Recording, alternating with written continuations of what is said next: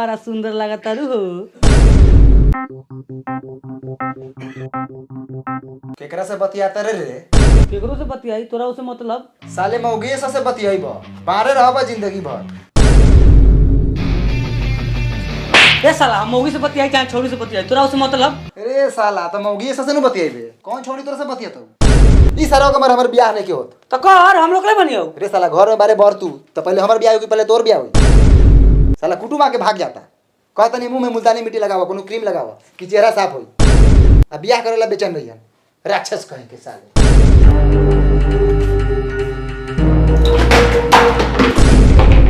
साला घर के गार्जियन ठीक नहीं है। घर में दूगो लड़के जवानों के जियान होता, आंख में लाज नहीं के बियाह करी कि ना करी। तो जो गार्जियन के कह बियाह करो हमर। साला कितना बने बियाह हो गए रही? 10-15 को लेके घरों में खेले थे ना खिलाई।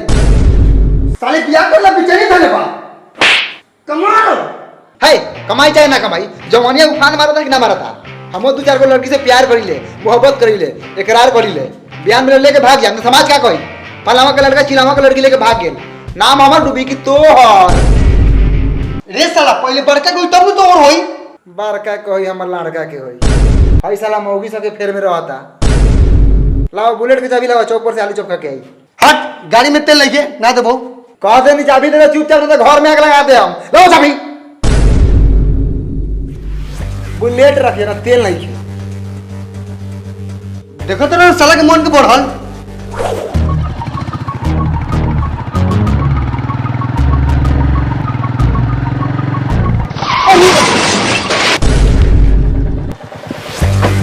कुछ फूटा ना? अरे साला ना लोग। अरे साला हमरा नहीं खेलो कदी तोरा ना लोग होत रे।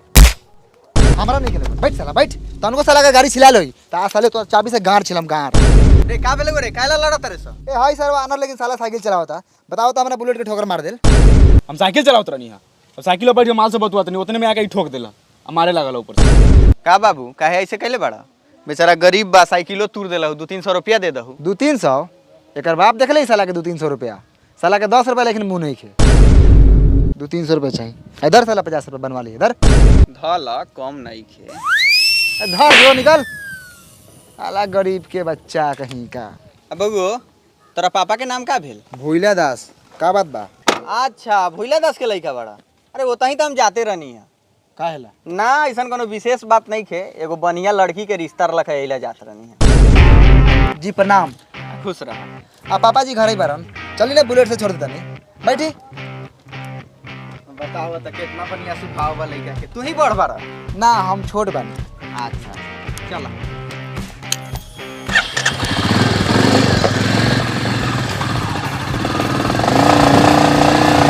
भाई मेरे पास पैसे बहुत कम है, काश मैं और कमा पाता। सारे ईएमआई भी भरने हैं। अच्छा तो ये बात है। तो तुम कॉपी ट्रेडिंग ऐप ट्राई क्यों नहीं करता ओक्टा एफएक्स की तरफ से? क्या ओक्टा एफएक्स? तेरे को ओक्टा एफएक्स के बारे में नहीं पता? ओक्टा एफएक्स जो कि दिल्ली कैपिटल्स के नए प्रिंसिपल स्पॉन्सर बन गई है। अच्छा, और तो और इंडिया के बेस्ट फॉरेक्स ब्रोकर 2021 भी है। तेरे को पता है ये सब के बारे में? मुझे भी बता। इस प्लेटफॉर्म पर एक ही लिस्ट होती है, एक्सपीरियंस फॉरेक्स ट्रेडर्स, जिनको मास्टर ट्रेडर्स भी कहा जाता है। आप अपना मास्टर ट्रेडर खुद चूज कर सकते हैं। उनके फाइनेंशियल रिजल्ट और रिस्क स्कोर को देखकर फिर बेस कॉपी बटन पर क्लिक कीजिए। इसका मतलब ही मास्टर ट्रेडर अर्न करता है, आप सभी अर्न करेंगे। इसका कमीशन बहुत कम होता है और पे भी सिर्फ तब करना होता है जब आपको प्रॉफिट हुआ हो। तो मतलब मुझे ज्यादा कुछ नहीं करना? सच्ची? हाँ यार, ट्रेडर को रैंक भी किया जाता है उनके रिस्क पे 1 से लेकर 6 तक, उनके ट्रेडिंग स्ट्रैटेजी और प्रॉफिट के बेसिस पर। मतलब फुल ट्रांसपेरेंसी मिलती है भाई। ये तो सही है। तो अगर आप लोग भी अपना पैसा काम पे लगाना चाहते हो तो जाइए डिस्क्रिप्शन में दिए हुए लिंक पे जाओ, तो आपको मिलेगा exclusive 50% bonus. Octa FX best app है एक्स्ट्रा इनकम के लिए।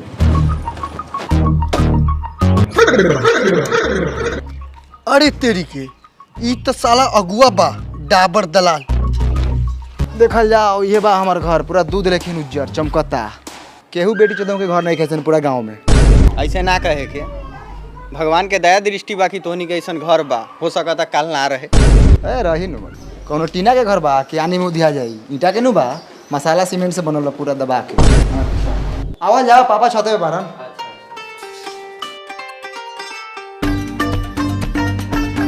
अरे सर, तू यहाँ काती करते रे? जो जो काम कर। के बा? ए नौकर चाकर बा, चली रहो पापा ऊपर जल्दी जाओ। रे साला अगुआ हुआ अगुआ, नया कपड़ा पहन के ऊपर आओ।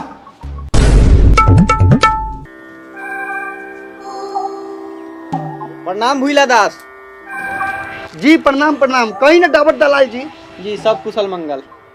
कहल जाओ कैसे याद करनी है भूला के? जी कोनो विशेष बात नहीं खे, एगो लड़की के रिश्ता लेके आए रहनी है रउआ लइका ला। ओ अच्छा अच्छा। रउआ मांग कितना बा बता दिया ताकि हम लड़की वाला के बता दी। जी रउआ जानते बानी हम कितना धनिक मनी बानी, बहुत पैसा बा, घमंड भी बा, अच्छा घर भी बा, लेकिन एगो सुंदर बहू के कमी बा। अच्छा उहे कमी तो पूरा करे आयल बनी। पापा बेटो सा सुंदर हवा कहाँ कहाँ? अच्छा एमे कहे के बात बा, हमर बेटा सब हीरो बा हीरो। अच्छा उ सब तो ठीक बा, एक बार तनी बुलावल जाओ लइका के हमहू देख ली। बउआ जा भैया के बुला के ले आवा। अच्छा ठीक बा, ले आओ बुला भैया। आगे नहीं हमर लइका सब बहुत तेज बा। अच्छा बात बा। पापा आगे नहीं। अरे साला माथा सबत नहीं कस। ये हमर हीरा लइका बा, देखी देखी। अच्छा भूला जी रउआ मांग कितना बा? देखल जाओ दलाल जी, ज्यादा कुछ ना कम, हमर दुइयो के बेटा बा, 20 लाख रुपया चाहिए, एगो 4 चक्का। हमार लार चक्का चाहिए। साला इहो अगुआ भगवाई। ए महाराज 20 लाख रुपया नु होखेला?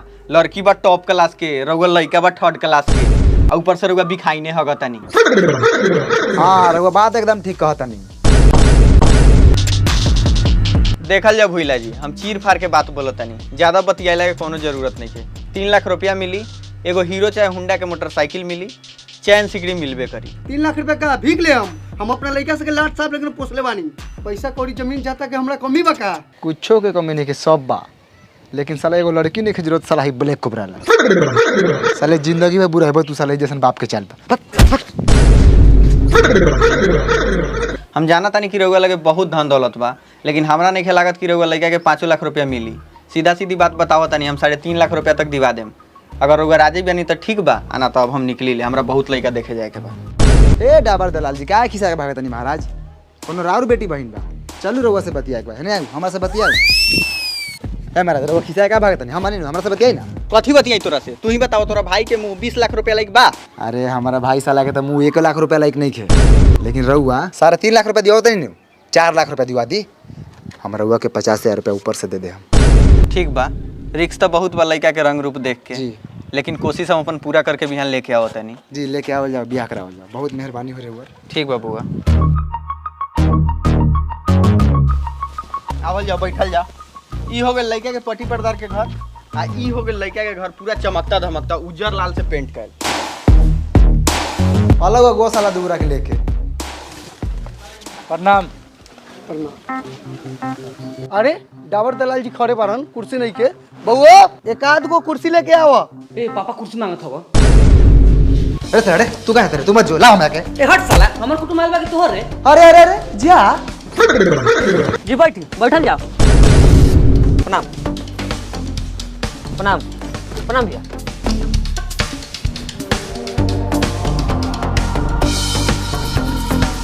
जी बाकी सब तो ठीक बा, जो ना काम ला रहनी वो काम हो जाओ। हम चाहतनी कि लड़का के बुलाऊ, तनी लड़का देख ली हम। पापा आए लागत इहे लइका बा, हीरो लागत।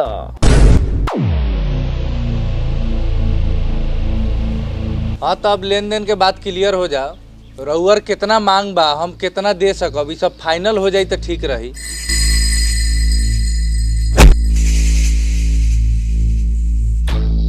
लेन देन तो होबे करी, छोड़म थोड़ी है। पहले लड़का पसंद बा। जी हमरा लड़का पसंद बा।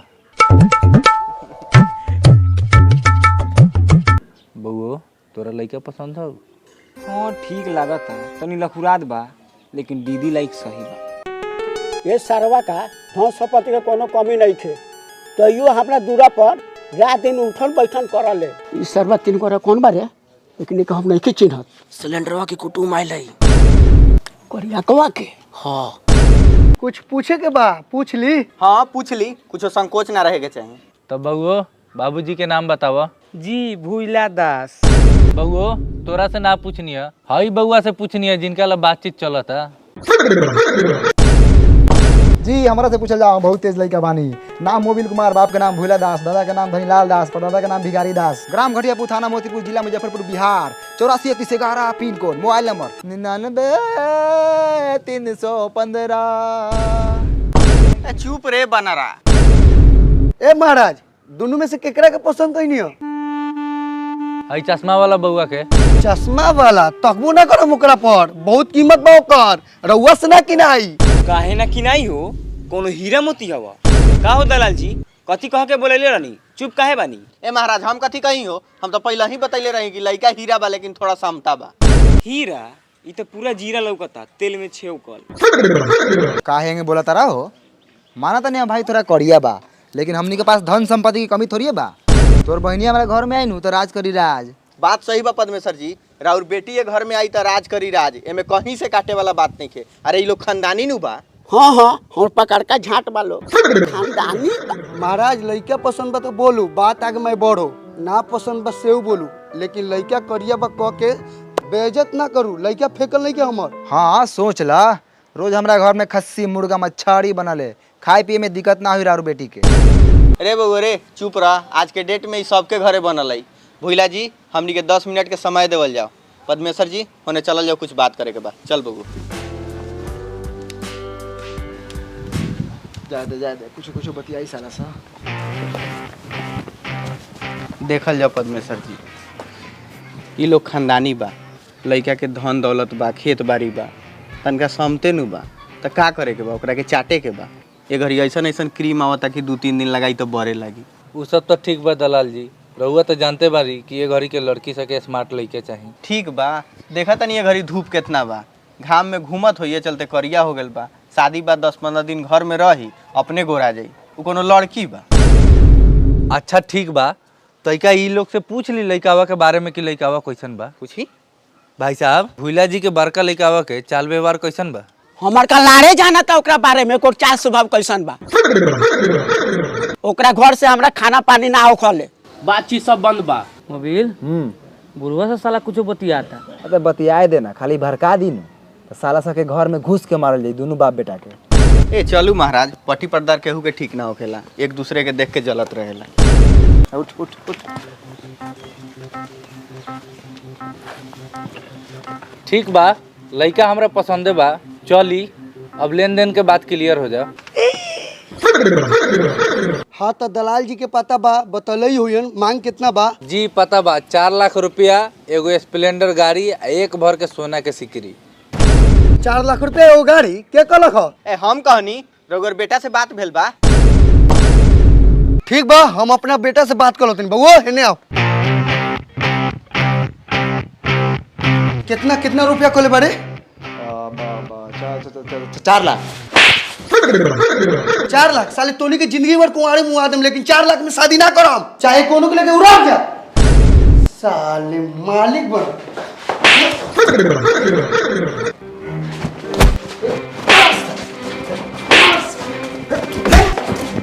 साले रह के मारत रहो, केंगे गाड़ो फाड़ देनी।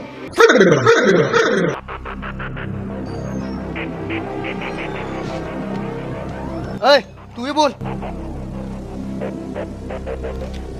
डाबर दलाल जी, हमारा पापा के 4 लाख रुपया मंजूर नहीं खे, 8 लाख रुपया से कम ना लिहन। तो हमनियो के मंजूर नहीं खे, तावा लेखा लइका।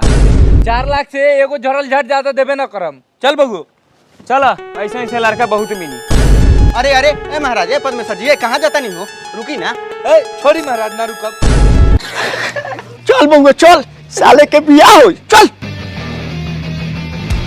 भोला जी रउआ सोचा तानी कि 8 लाख आ 10 लाख रुपया केहू दे दी तो ई होखे वाला नहीं है। खैर हैली हमर नंबर, अगर 4 लाख में मंजूर होई तो कह देम हम पद्मेश्वर जी के लेके चला।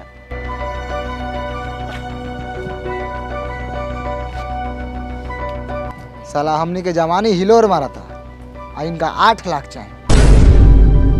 ताकत कथी भरे रे? साला बियाह करे लगा हम ही जो लगाए कि तू लगाए? हम कथी लगाई रे? तो मत लगाओ, जाके लेटरिंग में दिन रात मेहनत कर जो। साल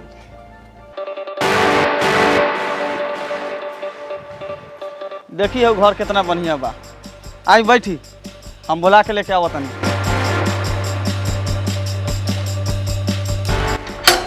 भूला जी, ओ भूला जी, भूला जी। के बा? ए महाराज बाहर निकलू, रउआ लइका के देखेला 2-4 गो कुटुम आयल बा। ए मत आओ, अगुआ आइल बा। अगुआ आयल हऊ, लेकिन तोरा के देख के भाग जताऊ। हाँ सत्तर।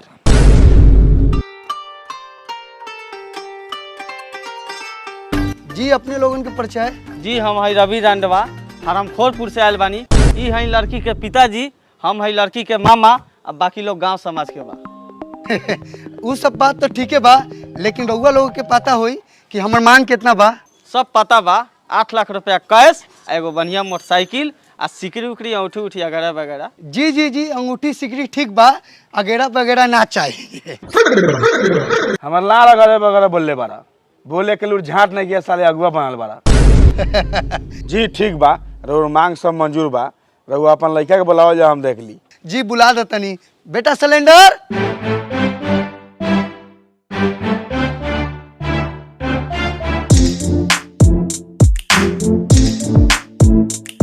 पिछिलका बा, हीरो लगा था साला। तो देखल जाओ, ये बा हमर बड़ लड़का सिलेंडर कुमार।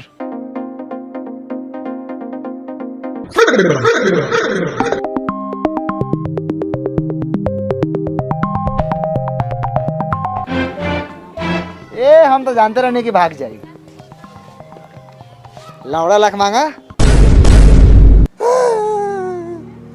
हे भगवान, इस साला कचरा उठा, लेकिन भाई के चक्कर में लगा था जिंदगी भर कुआर रह के पड़ी। ऐसे बनिया तू हमरे के उठा ला, बिना मेहरारू के जिंदगी जियल को जिंदगी बा।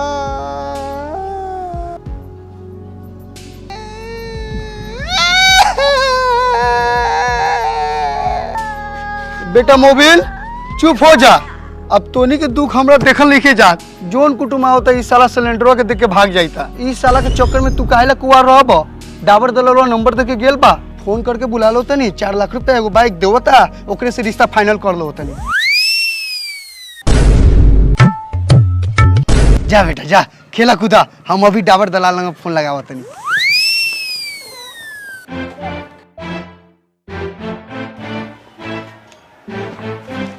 प्रणाम। प्रणाम। बैठा जाओ।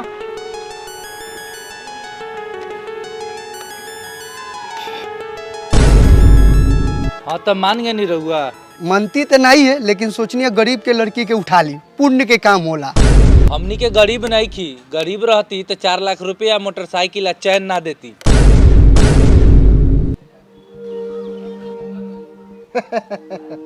मजाक होता समझी समझी में ना।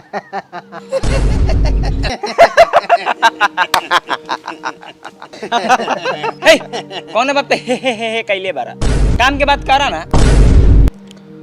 कहे कर लगा कि हमनियों को लड़की के फोटो देख लेती तो दिल में तसल्ली हो जाती। फोटो कथी देखबा, दरवाजा पर आवा, हमरा सीधा लड़की देख लिया। अरे दुआर पे तो हमनी पहुँचबे करम, मतलब मोबाइल में फोटो नहीं खे, घर परिवार में दिखा देती। हाई हमर बेटवा के देखा तर अन मन हमरा बेटी लेखन बा, दुनू बहिन लेखन लागल।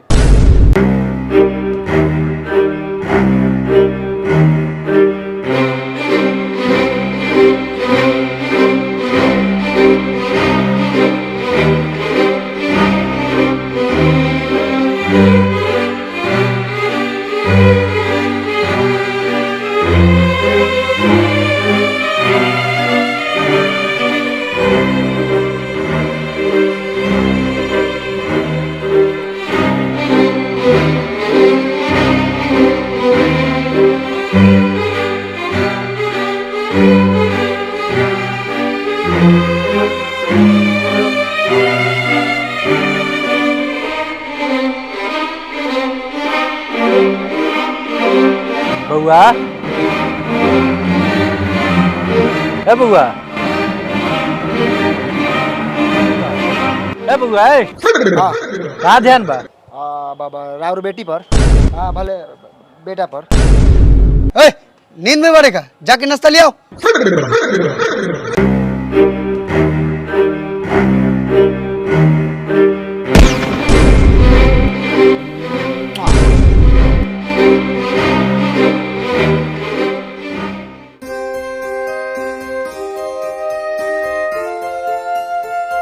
जी जी जी जी, अरे नाश्ता भी आ गेल।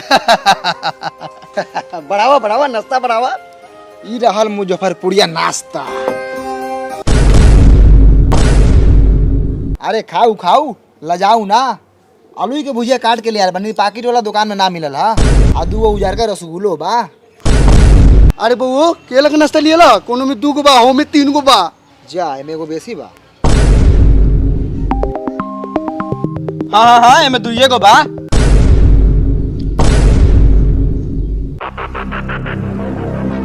बउओ लागत फिर हुए सरवा सबा जोन हमने से पूछत रहे।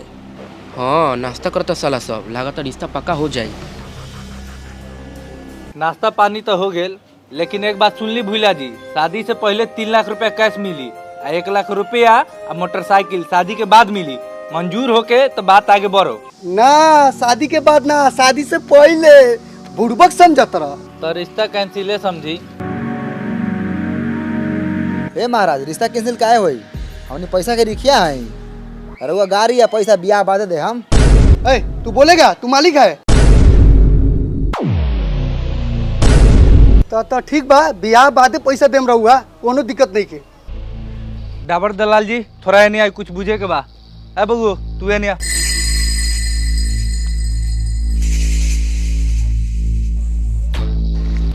फोन करना फोन।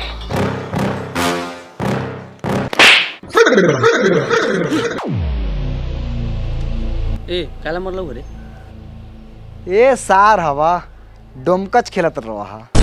दलाल जी हमरा लड़का में कुछ गड़बड़ बुझाता, जे कहनी है से मान लेलक। अरे महाराज लड़का में कोनो कमी नहीं खे। अरे लोग खानदानी नु बा, धन दौलत के तनको कमी नहीं खे। ए चुप रही महाराज, रहुआ दलाली बतिया तनी। हमरा तोरा पर तइको भरोसा नहीं खे। झूठ साच बोल के हमर बेटी के फंसावे के चाहते। हम पता करी ले लोग से। कर ली पता? भाई साहब हाँ बोली। हई लइकावा के का व्यवहार बा? दारू उरू पियले का? वो कथी ना खा ले, कथी ना पिया ले। सिगरेट, पान, तारी, दारू, शराब पूछो नहीं कल छूटल ओकरा से। थोड़ा दिन का बाद में जितना धन दौलत बा सब बेच के अब पी जाए। रुआ कहाँ से आके फंस गई रही जंजाल में। शादी का बाद में रुआ बेटी की जिंदगी बर्बाद हो जाए। हमकी पक्का भड़कावत हुई साला। पकिया दुश्मन बा सरवा हमनी के। सुन ला बुझाल कुछ? साला चोट्टा आदमी कहीं के। चल बबुआ हम यहाँ 1 मिनट ना रुकब। ए परमेश्वर जी ये सुनी ना। ए महाराज हो ए कहाँ कहाँ? ए हट घरे जा तनी। ए यहीं चल जाइबा। ए तू रोक लेबे का? ये कंजर घर में हम अपन बेटी के बियाह करम। कंजर घर है साले। नाश्ता के लोगों पैसा होते बाप जी। ए बउआ हम समझावत तनी। ए हम कुछो ना समझम। ए कितना भेलो रे तोर नाश्ता के पैसा? 2000। ए कथी के 2000 रे? ए रुक पहले 2000 रुपया अपन। चल यहाँ से। ए परमेश्वर जी ओ ना मानम बात। अरे बढ़िया लोग नु भाई लोग। ए मुंह मारी साला ऐसन बढ़िया आदमी के पैसा बा तो बहुत लइका बा। अच्छा कोनो बात नहीं के, हम अगला बार फेन वो लोग के बुला के ले आएम। तोहनी देहाती मुर्गा बनवा के रख। हाथी मुर्गी खरीद साले। हराम के रुपया आले।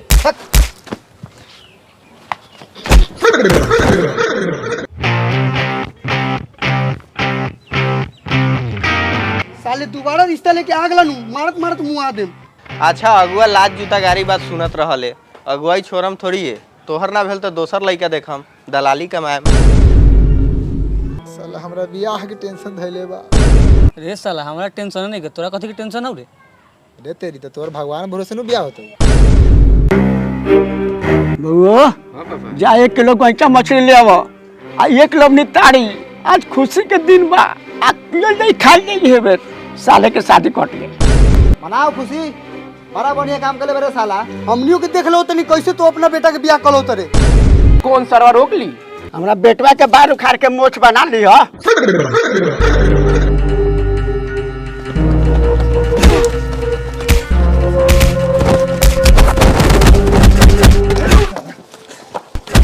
साले कुटुम के भड़कावत रहा। बउगो चल पिटानी से पिटानी साले के शादी तक कट गए। चल चल चल